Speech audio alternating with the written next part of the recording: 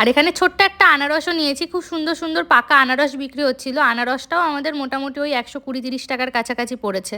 যেহেতু এখন summer start হয়ে গেছে তো অনেক অনেক তরমুজ বিক্রি হচ্ছিল। এই তরমুজগুলো প্রায় 2.5 ইউরো কেজি ছিল, মানে ওই 250 টাকা বা 220 টাকা ইন্ডিয়ান মানিতে আর কি কেজি দরে বিক্রি হচ্ছিল। আর এখান থেকে আমি অরেঞ্জ নিয়ে নিলাম। এই লেবুগুলো কিন্তু ভীষণ ভালো হয় খেতে।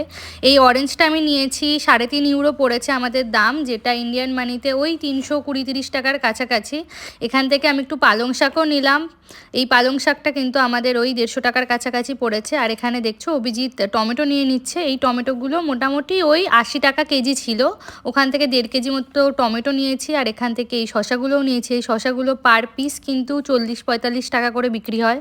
আর আজকে ফুলকপিটা কিন্তু বেশ কম দামে পেয়েছি আর খুব তাজা ছিল ফুলকপিটা, তো একটা তুলে নিয়েছি। এখানে ফুলকপিটা এক পিস আর কি আমাদের ওই 180 টাকার কাছাকাছি পড়েছে। আর তারপরেই আমি তুলে নিয়েছি একটা